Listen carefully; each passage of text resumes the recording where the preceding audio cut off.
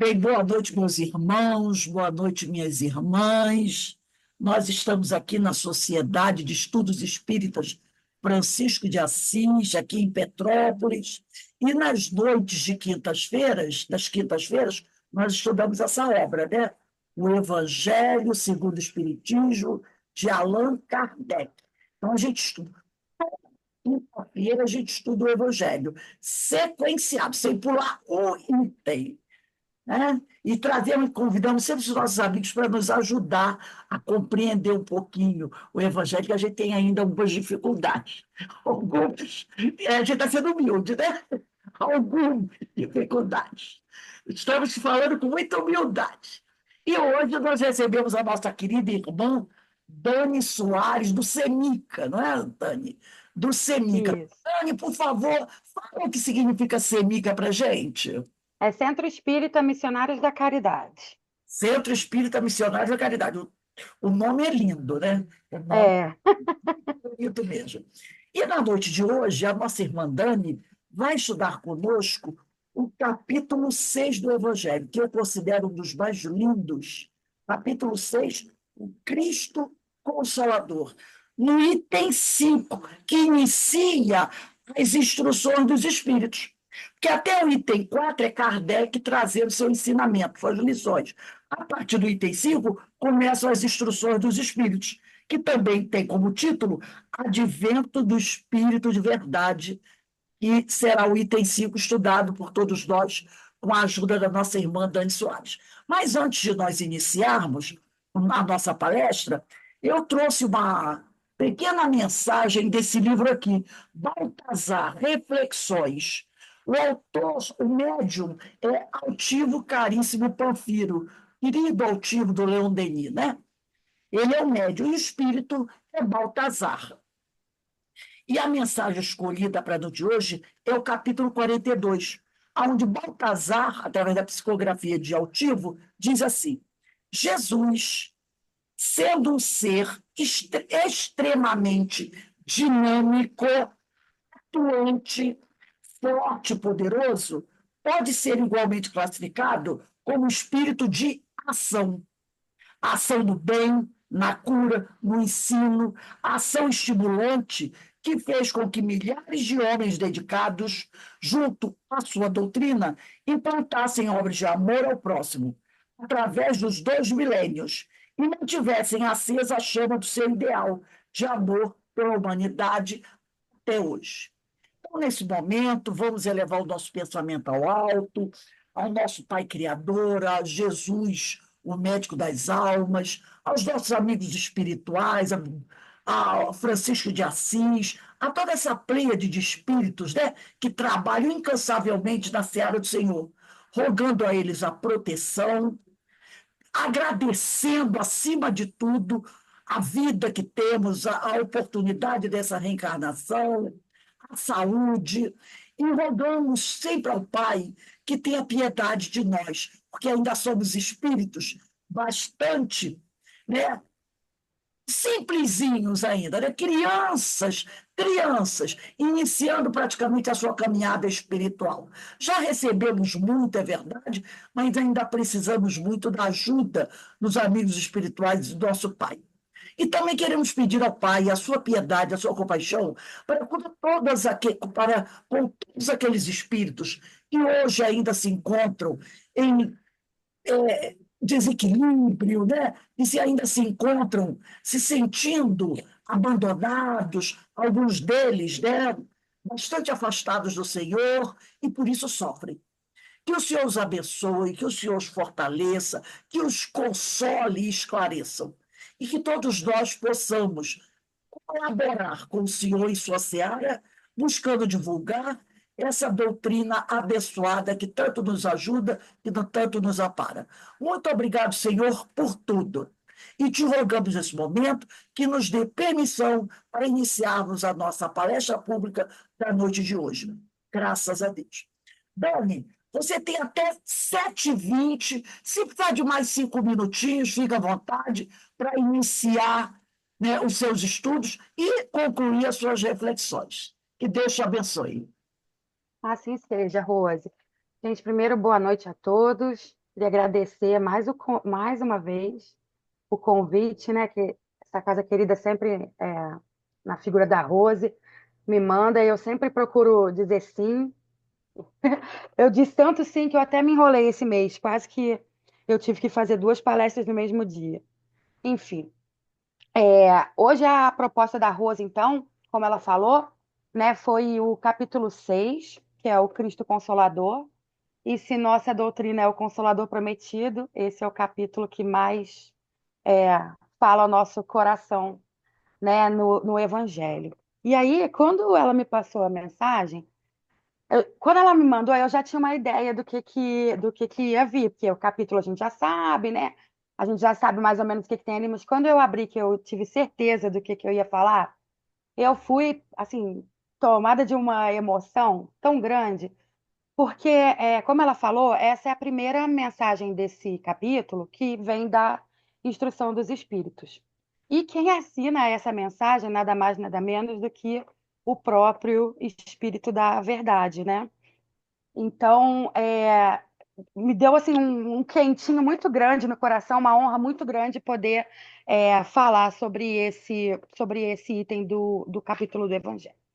Bem, então, nesse item, o Espírito da Verdade traz para a gente aquele que a gente considera, né, o maior dos mandamentos espíritas. Que ele fala para a gente assim: Espíritas, amai-vos, este o primeiro mandamento, instruí-vos, este o segundo. Então, toda a minha fala hoje, eu pautei, claro, em cima disso que está aqui nesse item, mas muito em cima dessa máxima, né? Desse item, que é aquela que toca a gente realmente profundamente. Quando a gente vai estudar, né, Livro dos Espíritos, a gente vê mensagens dos benfeitores, Emmanuel, Joana, a gente sempre vê a importância desses dois desenvolvimentos, né? O desenvolvimento do intelecto, através da instrução, e do desenvolvimento da moral, que nada mais é do que o amor. Então, tudo está contido nesse ensinamento de amai-vos e instruí-vos. Então, eu preparei aqui, tomara que dê tempo de eu falar sobre tudo, que, além de tudo, é um tema que me toca, porque também sou da área de educação. Então, e também sou responsável pela coordenação do ESD, né, lá no CEMICA. Então, quando fala de instrução, a gente se empolga e quer falar muito de instrução, de estudo.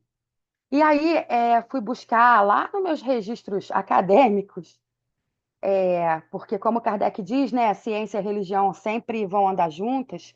Quando a ciência e a religião disserem coisas diferentes, Kardec fala para a gente optar sempre pela ciência.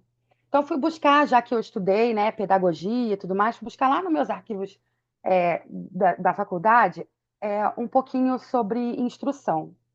E aí a gente encontra um pensador da área de educação é, de muito antigamente, que se chama Herbert. E a pedagogia do Herbert, ele tem o fundamento dela é a razão. A razão é a principal base, né, da pedagogia de Herbert.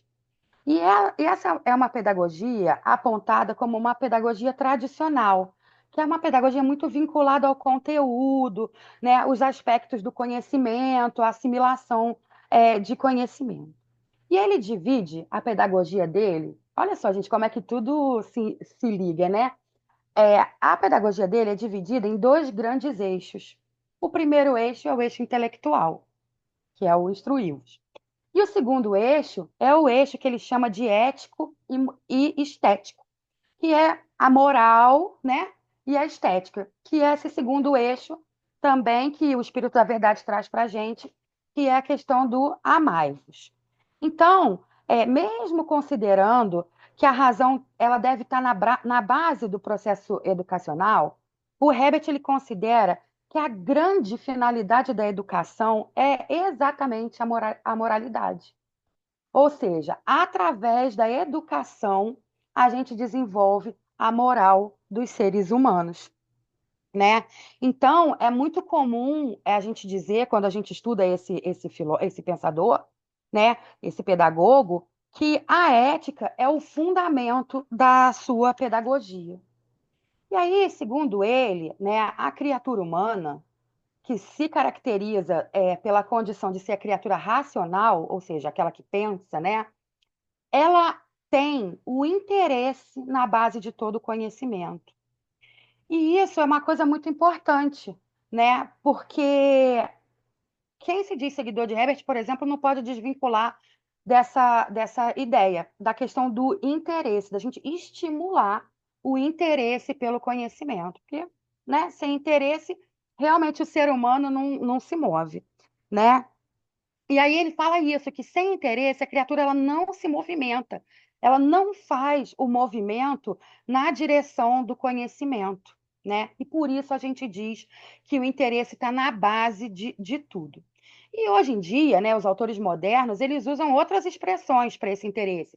Eles usam motivação. Paulo Freire, por exemplo, ele fala em curiosidade. A gente ouve falar no motor do conhecimento e por aí vai, mas tudo se configura para esse interesse pela busca do conhecimento, né?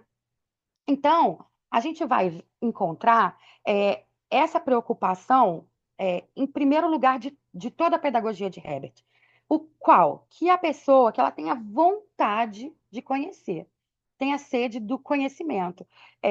A gente que dá aula, a gente vê nitidamente a diferença entre aquele aluno que ele quer buscar o conhecimento, e aquele que está ali sentado ocupando uma cadeira que ele não tem esse interesse, essa motivação. O papel do professor qual é? Despertar no aluno esse interesse, fazer com que ele se movimente na direção do conhecimento. Eu vou dar uma paradinha aqui. Hoje em dia, a gente está com crianças que elas são, tudo os pais fazem, né? Tudo os pais entregam na mão, eles ficam jogando, a mãe fazendo a comida, quando o almoço está pronto, vem filhinho comer, levanta, não tira nem o prato. E essas crianças, elas estão muito acostumadas a tudo vir de bandeja para ela. E quando elas sentam na sala de aula, que elas têm que fazer o movimento, que elas têm que estudar, que elas têm que fazer o trabalho, que elas têm que... Elas não querem. E elas falam, o professor nem ensina. Meu Deus, o professor está fazendo a parte dele. Eu falo, gente, o processo chama ensino-aprendizagem. Eu ensino. Vocês precisam aprender. Então, é isso. Sem o interesse, essa busca pelo conhecimento, ela não acontece. E o eixo que eu falei, lembra que eu falei dois eixos? Esse eixo intelectual, ele é exatamente esse eixo que está vinculado a essa busca pelo interesse do conhecimento e, consequentemente, pela busca do conhecimento de fato, né? Então, a gente começa a perceber com isso que o instruivos eu comecei pelo Instruí-vos para deixar o Amai-vos para o final, para a gente ficar com a mensagem do amor no coração, que eu acho que é o mais importante de tudo, é o amor. Né? O apóstolo Paulo fala, sem amor não adianta, nada tem valor. Então, a gente observa que o Instruí-vos, ele não tem só essa função de acúmulo de informação. Né? Ele fala, o Herbert, ele fala em instrução. Ele conecta a instrução ao conhecimento, tá? E aí, vamos observar, então, que é instrução conectada ao conhecimento. Ele integra todos esses ângulos da sua proposta. Uma coisa sozinha não tem valor. Só, só a instrução não tem valor. Só o conhecimento não tem valor. As duas coisas precisam estar interligadas, tá? Então, para ele, a formação, sob o ponto de vista do ideal, da finalidade da educação, é a formação. Olha só, gente, como é que o ensinamento vem juntinho com o que a gente estuda. Ele preconiza que a finalidade da educação é a formação do homem bom. Então, o que Herbert chama de homem bom, nós espíritas chamamos de homem de bem, né? A finalidade da educação, então, seria essa, a formação do homem de bem.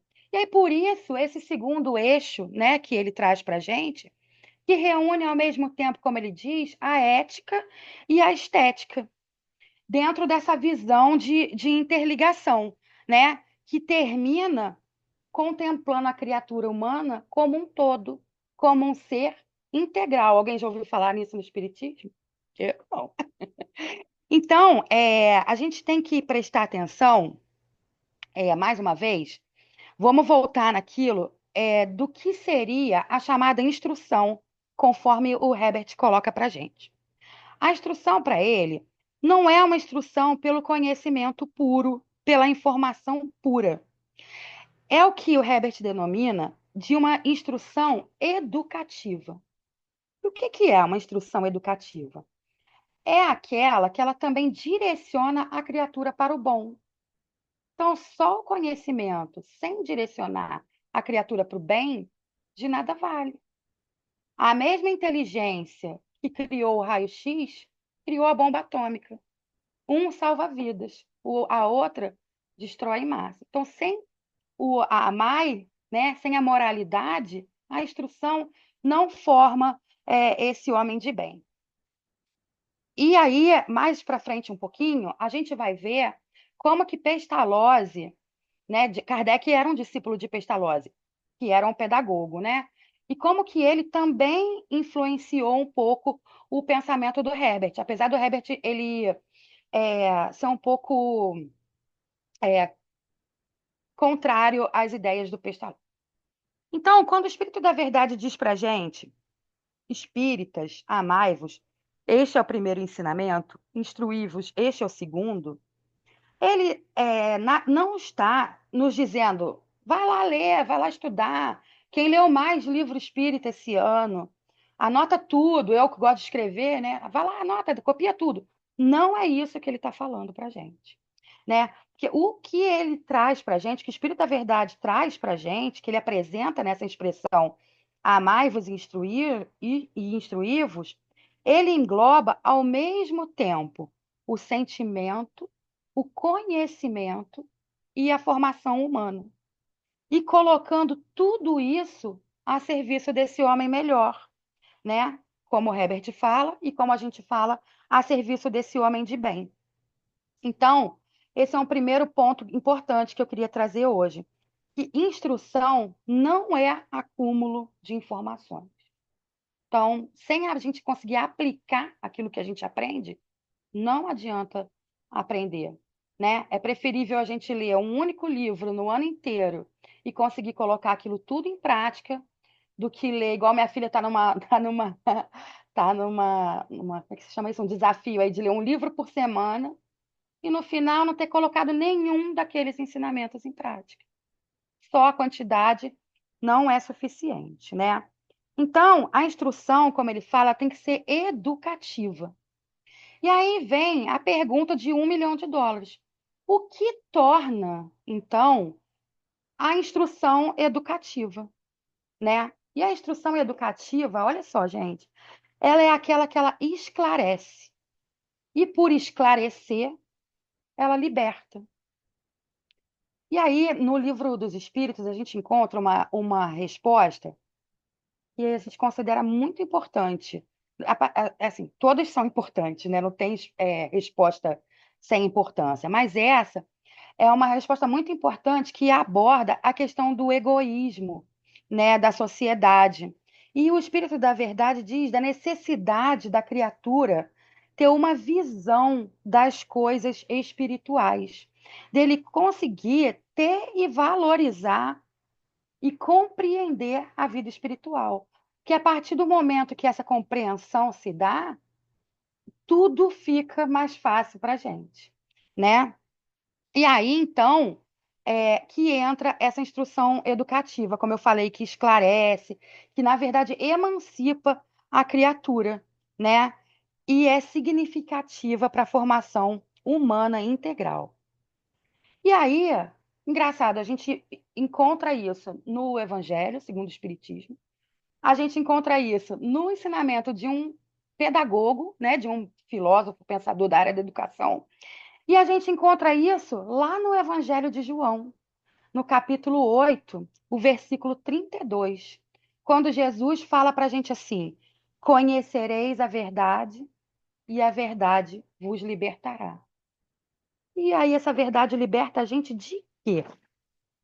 né? Em primeiro lugar, essa verdade ela liberta a gente da ignorância, da desinformação, do desconhecimento, né? Essa é a primeira coisa que ela liberta a gente. Mas aí depois vem as consequências, os desdobramentos da verdade na nossa vida. E aí ela liberta a gente dos nossos erros interpretativos, dos equívocos que a gente comete na maneira da gente olhar as coisas, de vermos as coisas, né? De construirmos a nossa visão do mundo. E aí, quando Jesus fala isso para a gente, ele estimula a gente ao desenvolvimento em nós, né? No tamanho que a gente é capaz, na nossa condição humana, do nosso progresso intelectual, né? A gente nasceu para isso, gente. Foi para isso que a gente foi criado, para conhecer, né? A gente sabe que a gente foi criado simples e ignorante. Não fui eu que falei isso, está escrito lá na codificação, né? Mas não é para a gente permanecer ignorante, nem simples para sempre. Aos poucos, né, a gente vai se tornando mais complexos pelas experiências que a gente vai vivenciando e a gente vai saindo da ignorância através das experiências reencarnatórias, né? E buscando, através dessas experiências, o encontro ao conhecimento. Então tá tudo, ó, tudo junto e misturado. A gente não consegue separar uma coisa e outra, né? E Emmanuel fala para a gente, acho que é lá no Consolador, que o ser humano ele tem que desenvolver duas asas, a asa da sabedoria, né? E a asa do amor, o intelecto e a moral. É também isso aqui que está sendo dito aqui para gente. Então, alinhando experiências, mais conhecimento e seus desdobramentos, a gente tem aí, nesse cadinho, né, nessa grande mistura, aquilo que caracteriza a gente como seres em evolução, né? À medida que a gente vai evoluindo, a gente também vai desenvolvendo o nosso livre-arbítrio.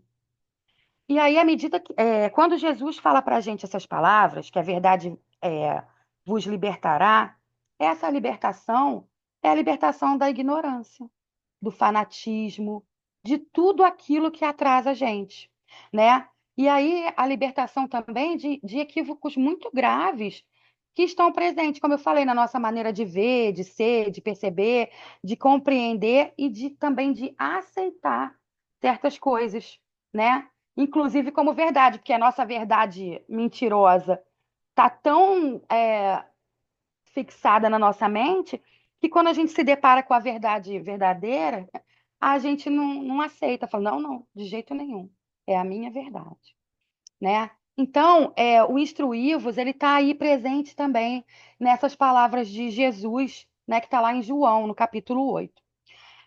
Mas tentando significar para a gente que esse processo não é apenas para que a gente tenha informação, que é diferente do conhecimento, como eu já falei anteriormente, né? Essa questão da verdade, a Betina, que é a presidente lá, a fundadora lá do nosso centro, ela sempre conta para a gente uma história que ela fala que a verdade é como um grande espelho. E esse espelho foi jogado lá do céu na terra. E cada um, ele se partiu em muitos pedaços quando ele caiu, né? E cada um pegou um pedaço do espelho. E a cada um acredita que tem a verdade nas suas mãos, quando a verdade é a união das verdades de todo mundo. Ninguém está 100% com a razão, está um pouquinho da razão com cada um, né? Então, o conhecimento, ele envolve esse aprofundamento, né? Ele envolve a identificação de propriedades, de características, as relações causais entre as ideias e assim por diante. Mas existe um conceito de Paulo Freire que se chama ciclo gnesiológico. É um nome estranho. Mas o que é isso? É um conceito que se refere ao processo de construção do conhecimento, tá? Entre o educador e o aprendiz. E esse ciclo, ele culmina num momento que é chamado de aplicação. Então, o fechamento do ciclo de aprendizado do ser humano é na hora dele colocar em prática aquilo que ele aprendeu. Então, a aplicação significa que a gente precisa certificar o nosso conhecimento através da prática, através da ação, para que a nossa informação, ou aquilo que a gente muitas vezes chama de conhecimento, não seja vazio. Porque se eu tenho conhecimento, mas não sou capaz de colocar o conhecimento em prática, ele é um conhecimento vazio, que não serve para nada. Para que me serve ter aprendido a fórmula de Bhaskara? Eu nunca usei ela até hoje. Para mim, foi um conhecimento vazio. Com certeza, para um engenheiro, foi um conhecimento válido, né? E assim por diante. Então, daqui a pouco, um pouquinho mais para frente, a gente vai lembrar dessa questão da aplicação e eu vou mostrar para vocês como que, mesmo tendo ideias contrárias, Pestalozzi e Herbert, em algum momento, eles também conversavam, as ideias deles conversavam entre si. Mas tem um problema, né? O problema é que, para a verdade libertar a gente, ela exige da gente algo muito mais, como eu falei, do que apenas uma adesão intelectual. Ah, tá, concordo. Tá, e daí? Né? Então, essa adesão, ela precisa ser capaz de ser posta à prova e precisa ter êxito, né, nessa prova. Então, vamos trazer um exemplo claro. A gente tem um médico que estudou o corpo humano, sabe como é que é o funcionamento do corpo humano e sabe quais são as substâncias que fazem bem e fazem mal para o corpo. No entanto, esse médico, mesmo diante de todo esse conhecimento que ele tem, ele fuma, ele bebe, ele se droga com, às vezes, até com medicamentos que, pelo próprio conhecimento, ele sabe como usar e tira do corpo dele reações que sem aquela medicação ele não teria, né? O que caracteriza uma drogadição. Então, ele tem o conhecimento, mas ele não tem essa adesão. Por quê? Porque ele não consegue, na vida dele, colocar em prática a instrução que ele teve, né? Então, entrei nesse mérito do médico, porque, gente, é um profissional que ele tem o mínimo de conhecimento do efeito que todas essas substâncias possuem na constituição do corpo físico, né? Não é nenhuma implicância com nenhum médico, é só para trazer um exemplo mais concreto para a gente. Então, mostrando para a gente o quê? Que não basta a gente conhecer, não basta a gente estar informado. Se fosse assim, ninguém fumava, porque atrás das caixas de cigarro tem cada foto horrorosa conscientizando todo mundo o mal que aquilo ali pode causar. E, no entanto, tem gente que deixa de comprar o pão para comprar o cigarro, né?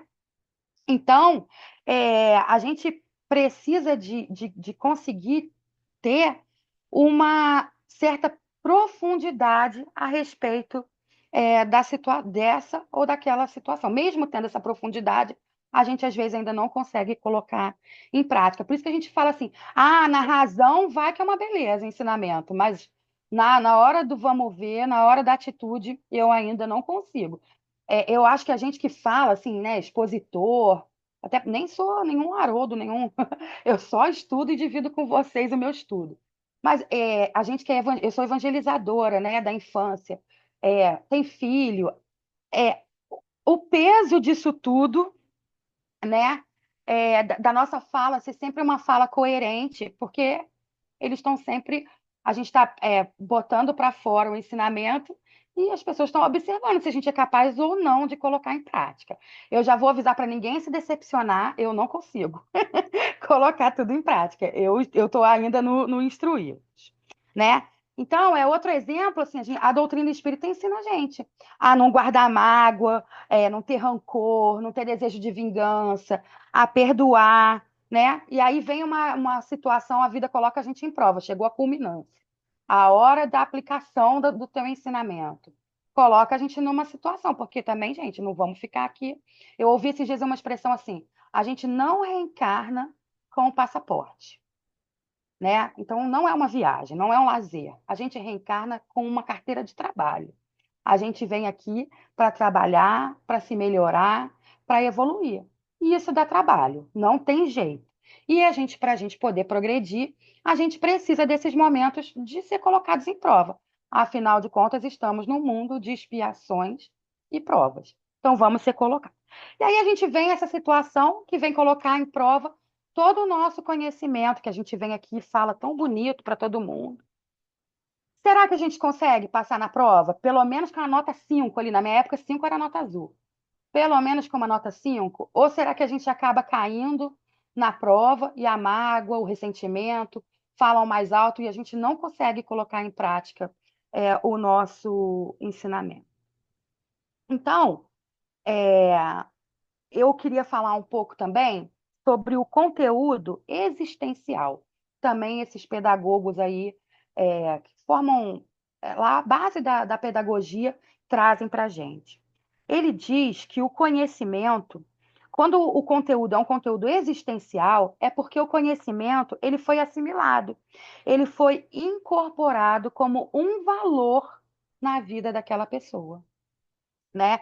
Então, esse é o conteúdo existencial. Quando o conhecimento vai além da informação, além do discurso, né? E ele passa por essa necessidade de vivência. Então, é por essa razão que eu vou dar uma passada, vai ter que ser mais rápida do que eu imaginava, na terceira parte do Livro dos Espíritos, que a gente vai encontrar os espíritos da codificação respondendo questões de Kardec sobre essa necessidade da gente avançar, a necessidade da gente seguir adiante, que é justamente as perguntas que estão lá na Lei do Progresso. Só um minutinho, gente.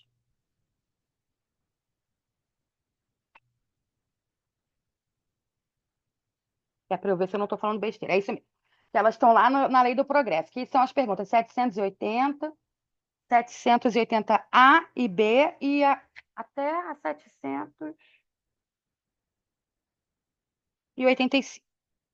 Então, deixa eu ver aqui. Nessa questão 780, Kardec faz uma pergunta muito importante para a nossa reflexão, né? Ele fala assim: o progresso moral segue sempre o progresso intelectual? Aí alguém fala, gente, para que Kardec está fazendo essa pergunta? Né? Isso não tem nada a ver, mas tem. Porque a gente não pode esquecer que essas perguntas foram feitas lá no século XIX, né? E na sociedade antiga, lá na Grécia Antiga, os grandes filósofos, eles achavam que o homem sábio era necessariamente um homem bom. E aquele que buscasse a verdade seria naturalmente o homem de bem. E a gente sabe que isso não é bem verdade, né? Então, essa pergunta de Kardec, ela é super pertinente, sim. Ele pergunta, vou repetir a pergunta. O progresso moral segue, olha o advérbio, sempre. O progresso moral segue sempre o progresso intelectual? E a resposta dos espíritos é assim: é a sua consequência. É a sua consequência, mas não o segue sempre imediatamente. E isso deve ter impactado o codificador, porque afinal de contas ele era pedagogo também, né? Ele era professor, ele era discípulo ali de Pestalozzi, e isso deve ter impactado ele de alguma maneira, porque o conhecimento da época dizia que seguia. E isso veio de encontro àquilo que ele pensava, né? Então, esse progresso moral, ele vai derivar de um progresso intelectual. E aí, Kardec ele fazia isso, sempre tirava a prova dos 9. Ele vem e pergunta na 780A, em que peraí, como pode o progresso intelectual conduzir ao progresso moral? Bem, se já que um é consequência do outro, mas nem sempre acontece, o que que vai fazer com que um seja consequência do outro, né? E essa separação entre progresso moral e progresso intelectual, ela é antiga, ela é milenar, né? De um lado a emoção, do outro a razão, né? De um lado o sentimento, do outro a razão, inteligência e sentimento, enfim. E aí a resposta dos espíritos é de uma sabedoria. Olha só a resposta, gente, dando a compreensão do bem e do mal, pois então o homem pode escolher. Então, a partir da instrução, a gente sabe aquilo que é certo e aquilo que é errado. E a gente tem o direito de escolha. Olha o nosso livre-arbítrio aí. A gente pode escolher qual caminho a gente vai querer seguir. Então, apesar de ainda estarmos na nossa infância espiritual, como a Rose bem falou no início, a gente já sabe o que é certo, o que é errado. A gente pode até ter um primeiro impulso de fazer o errado, porque o homem velho, às vezes, ele fala alto, né? Mas quando a gente tem esse impulso, a gente já tem conhecimento suficiente para falar: não vou por esse caminho, que isso não é certo. Essa é a divisão que a espada trouxe para a gente, que Jesus fala, né? Não vim trazer a paz, mas a divisão. É essa divisão. É isso que sacode a gente por dentro, que embora a gente ainda tenha a vontade, a gente sabe que a gente não pode. Esse final de semana eu fui num show com a minha filha lá em São Paulo, o show do cantor favorito dela, o João. E eles distribuem aquelas pulseirinhas que piscam, né, no show. Fui levar ela, foi presente de 15 anos. E eles distribuem. Na hora de ir embora, ela falou assim: ai, mãe, eu queria tanto levar uma pulseirinha dessa para casa. E eles pedem para você devolver. Só que eles não conferem se você está levando ou não. Aí eu falei: ah, filha, tá com vontade, leva. Falei para ela. E ela falou: mãe, mas não é certo. Não é certo. E aí ela colocou, na hora da saída, eu vi ela colocando a pulseirinha na caixa com tanta tristeza, porque ela queria trazer aquilo para casa como lembrança. Acredito que para ela tenha tido um significado muito grande. Mas ela já sabia que o certo não era aquilo. Ela falou: mãe, dá vontade, mas a gente já sabe que o certo não é fazer isso. Ela ainda falou assim: até pelo bem do planeta, porque eles vão ter que fazer mais pulseiras e gastar. Então, é uma consciência que a gente, enquanto era criança, né, há 30, 40 anos atrás, a gente ainda não via. E hoje, o conhecimento já está libertando essa geração de algumas questões dessas. Então, eu queria que a gente prestasse bem atenção, eu vou repetir a resposta dos espíritos, que ele fala assim: dando a compreensão do bem e do mal, pois então o homem pode escolher. E aí a gente prestar bem atenção a esse último verbo, essa última palavra que é escolha, né? Que é o que eu falei da questão agora do show. A gente só é capaz de escolher quando a gente é capaz de saber realmente qual é a consequência da nossa escolha. Se a gente não souber qual a consequência da nossa escolha, a gente não é capaz de escolher. A gente vai no chute, né? Não sei. Bem, se eu pegar por esse caminho aqui, eu vou sair no lugar X. Se eu pegar por aqui, eu vou no Y. Mas qual dos dois que eu quero ir? Se eu não souber, tanto faz o caminho que eu vou chegar. Então, escolher implica na gente saber. Se for por aqui, vai dar isso. Se for por ali, vai dar aquilo, né? Então, o Espírito da Verdade, mais uma vez, mostrou para a gente toda a sua sabedoria, dizendo para a gente que o desenvolvimento intelectual vai ajudar a gente na direção da nossa escolha, né? A mesma coisa que está lá no capítulo 8 de João. A verdade vai nos libertar, né? Então, a verdade, ela também liberta a gente da dúvida de qual caminho seguir, né? E aí Kardec faz uma pergunta, é uma pena que não vai dar muito para a gente comentar, mas eu vou deixar registrado. Ele pergunta assim: como se explica que os povos mais esclarecidos sejam frequentemente, olha isso, os mais pervertidos? E a resposta é a seguinte: o progresso completo é o alvo a atingir. Ou seja, o que é o progresso completo? É o progresso intelectual mais o progresso moral. Instruí-vos e amai-vos. E tudo isso precisa estar integrado, como o pensador falava lá, o pedagogo. Sem a integração, não adianta. Só instrução ou só amor não resolve. Vou contar uma história bem rapidinha, que está lá no livro Bem-aventurados os Simples, que é uma psicografia do Valdo Vieira, o espírito é Valério. E aí ele conta de uma mulher que fazia visitas, essas visitas que os espíritas fazem nos hospitais, né? E ela fazia visitas regulares a esse hospital. E aí ela conheceu um senhor, e esse senhor estava reclamando muito da condição dele. Ele estava falando que esse hospital era horrível, que ninguém tratava ele bem naquele hospital, que aquilo era um horror, enfim, que ninguém dava nada a ele para comer, que ele estava com muita fome. E a mulher se compadeceu muito daquela situação. Falou, Senhor, mas então o que que eu posso fazer por você? Ele falou, eu queria muito comer um abacaxi. Eu falei, mas aonde que eu vou encontrar um abacaxi? Ali na porta do hospital vendem, já vem cortado na bandeja, facinho de comer. A mulher fez o quê? Foi lá e comprou o abacaxi para o homem e deu o abacaxi. Ele comeu com gosto e ela saiu de lá pensando o quê? Fiz o bem para esse homem hoje. Aí ela volta uma semana depois para a visita da semana que vem no hospital e ela procura o homem e pensa até que ele já teve alta. Fala, cadê o homem? Ué, a senhora não soube? Não, ele morreu. Ué, morreu de quê?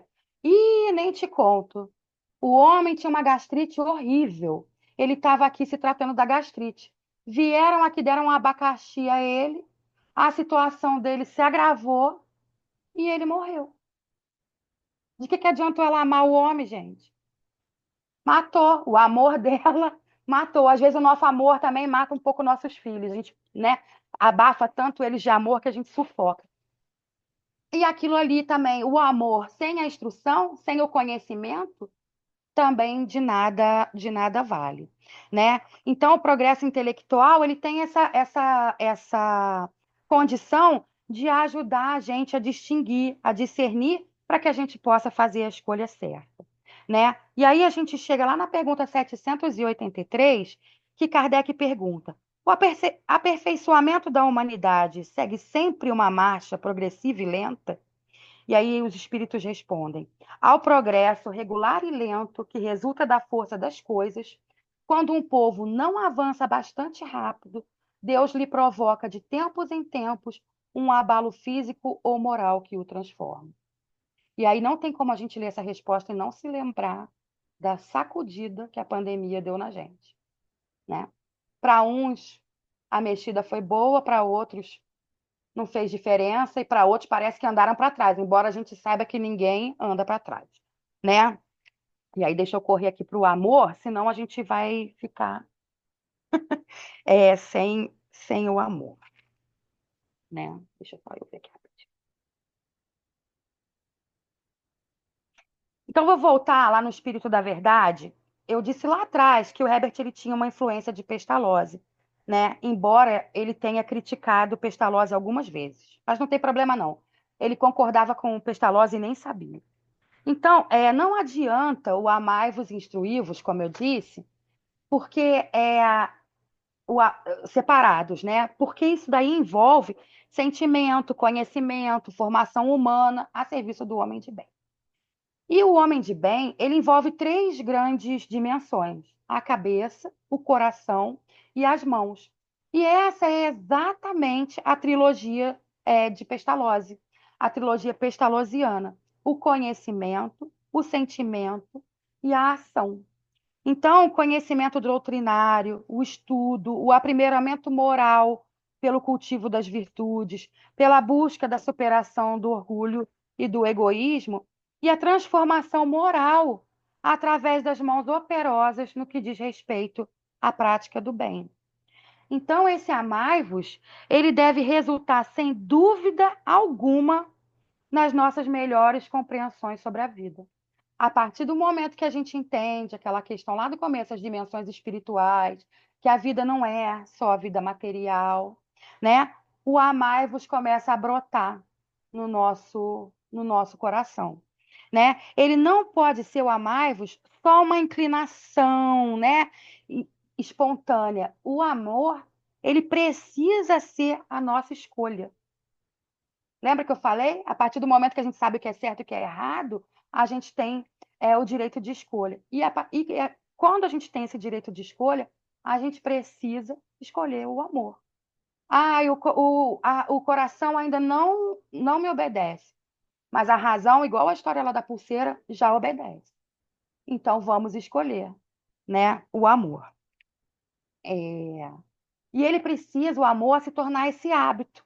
que vai ser a base do nosso processo educacional, da nossa autoiluminação. Emmanuel fala para a gente, a disciplina antecede a espontaneidade. Então, primeiro a gente disciplina o amor. Porque nossos olhos, gente, nosso coração está muito disciplinado ao que não é bom, ao que não é belo, né? Vamos disciplinar ele no sentido contrário. Então, essa grande exortação que o Espírito da Verdade traz para a gente, de amai-vos, instruí-vos, é para que a gente possa aliar a razão, a emoção e as mãos que trabalham. Porque sem essa tríade não é possível. Em benefício de quê isso daí? Em benefício do próximo. E quando a gente coloca isso em benefício do próximo sem interesse, observe bem, sem interesse, né? A gente é quem vai estar sendo beneficiado. É simples, mas como diz Raul Teixeira, ser espírita não é para quem quer, é para quem aguenta, né? É simples, mas é difícil, né? Então, amai-vos e instruí-vos também pode significar buscai, como Kardec preconizava, a instrução do ponto de vista do conhecimento espírita, que vai dar a identidade doutrinária necessária para que o movimento siga adiante, sem ostentar o que a gente tem visto aí ainda lastimavelmente, né, gente? Posições estranhas dentro do movimento, né? Importações de ideologias que não são espíritas para dentro do movimento espírita, né? E como Emmanuel e os pedagogos todos falam, é um movimento nosso que a gente deve fazer para melhorar o que está do lado de fora, né? E muitas vezes a gente faz ao contrário. A gente permite que o que está do lado de fora modifique o que a gente é por dentro, na verdade, né? Nosso filho vai sair, a gente fica preocupado com a companhia que ele vai andar. Vai falar: ai, meu Deus, alguém vai levar meus filhos para as trevas. Por que que seus filhos não vão levar ele para a luz? Né? Então, é esse movimento. É isso que a gente faz. Então, eu vou pegar mais 2 minutinhos. O amai-vos, ele diz respeito também ao que o codificador apresentou para a gente como lema de exercício na instituição espírita, que é o quê? Trabalho, solidariedade, tolerância, né? Para que no movimento na casa, no trabalho espírita, a gente pode ser reconhecido como, de fato, aqueles que nos esforçamos para realmente amarmos uns aos outros, né? O próprio Jesus, quando esteve entre a gente, falou: os meus discípulos serão reconhecidos por muito se amarem, não é? E é isso. A gente tem a oportunidade de colocar em prática. Então, se a gente não tolerar uns aos outros, não nos respeitar, né? De nada vale toda a instrução que a gente tem, todo o estudo que a gente, todo o tempo que a gente investe no conhecimento, se a gente não fizer o mínimo esforço para respeitar, para amar quem está do nosso lado. Rose, eu posso usar aqueles 5 minutinhos? Pode ser, minha amiga. Tá bom, então. Então, o que que a gente quer? Que o Senhor, quando chegue, encontre a obra acabada, né? Porque os seus obreiros souberam o quê? Silenciar as suas diferenças. Por que que eles conseguem superar as suas diferenças? Porque eles se amam acima de tudo. E amam acima de tudo, além de se amarem entre si, amam a obra, amam Jesus, amam a criação, né? E amam os sagrados ideais da evolução, da espiritualização, da cristianização da humanidade.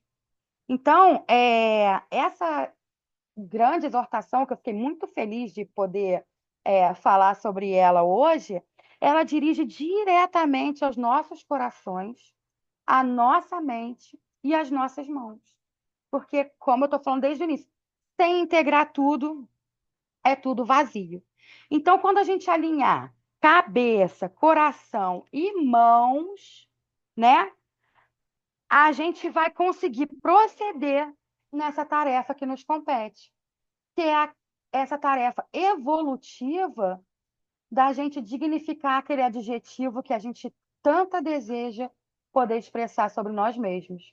Somos espíritas, né? E aí, espírita passa a ser nosso sobrenome, gente. Porque aonde a gente chegar, as pessoas vão reconhecer que a nossa atitude é diferente. A gente está fora da curva, né? E como que a gente consegue isso sem muito esforço? Não tem como, né? Através do nosso esforço e para a gente poder melhorar, né? E superar nós mesmos nessa grande trajetória evolutiva que a gente está chamado, né? E que a gente recebe atualmente nessa encarnação a bênção de estarmos na fileira do cristianismo redivivo. Então, Jesus permanece o tempo inteiro dizendo para a gente que a gente busque amar uns aos outros. Este é o grande mandamento. Que a gente busque perdoar uns aos outros, compreender uns aos outros e orar pelos que nos perseguem e os que nos caluniam e fazer ao bem aos que nos odeiam, né? E aí, como que a gente reconhece o verdadeiro espírita? Está lá no Evangelho. Reconhece-se o verdadeiro espírita a gente fala que é pelo esforço, mas não, ele fala primeiro assim, ó, pela sua transformação moral. É porque senão a gente fala, já estou me esforçando. Não, pela sua transformação moral e pelos esforços que emprega no sentido de domar as suas más inclinações. E aí estão, né, como a gente tem dito, a grande finalidade da coisa. A transformação moral. E o caminho, o esforço. E o conteúdo para qual o nosso esforço deve se dirigir? As nossas más inclinações.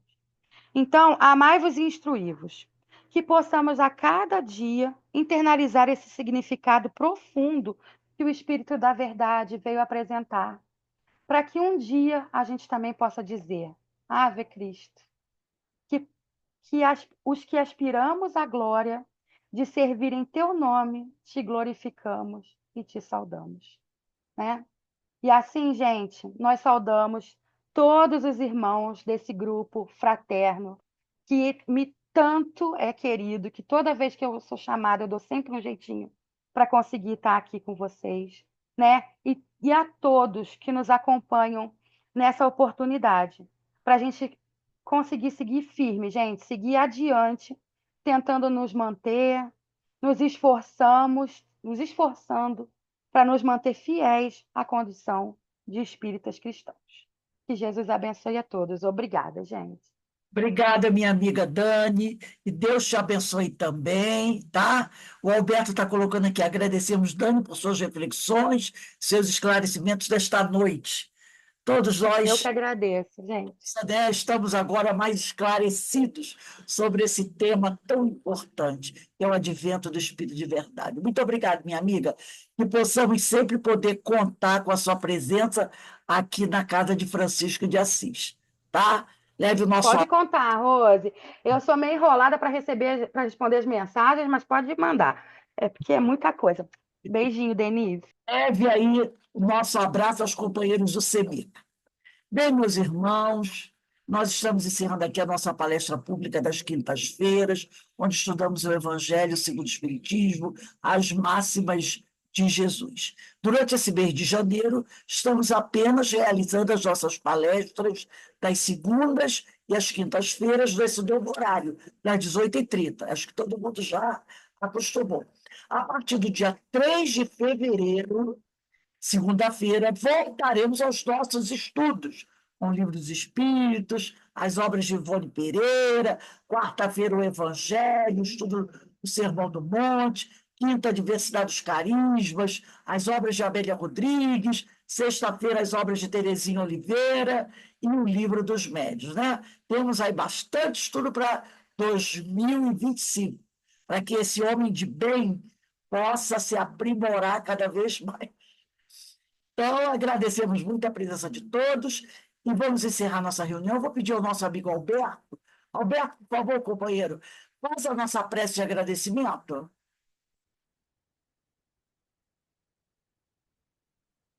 Agradecidos estamos ao Espírito de verdade por esta doutrina que nos instrui, que nos esclarece e nos consola. Que possamos utilizá-la para o nosso progresso espiritual. E agradecidos ao Mestre Jesus pelos seus sublimes ensinamentos. Que estejamos, mestres, a meditar, sentir e vivenciar esses ensinamentos e vivenciar o seu ensinamento maior, o amor. Que possamos verdadeiramente estar atentos aos seus ensinamentos. Agradecidos a toda essa espiritualidade que nos assiste, que por amor e caridade zelam por nós. Que estejamos todos junto a esta espiritualidade a caminhar na seara de Jesus, com propósitos edificantes, caminhando com as bênçãos do Pai Celeste, buscando a edificação do reino de Deus em nosso íntimo. Ao término deste momento de prece, agradecidos estamos, e que estejamos com o Pai em nossas vidas e Jesus em nossos corações. Que assim seja. Graças a Deus. Bem, minhas Até a próxima. irmãs, meus irmãos, Obrigada, Dani. estamos aqui encerrando nossa reunião da noite de hoje, né? Pedindo a Deus, a Jesus, o médico das almas, que nos auxilie, nos fortaleça, todos nós. Bom, ó, segunda-feira estaremos de volta. Beijo. Boa noite a todos. Boa noite, gente. Até a próxima. Maravilhosa. Boa noite a todos. Beijo aí para todos.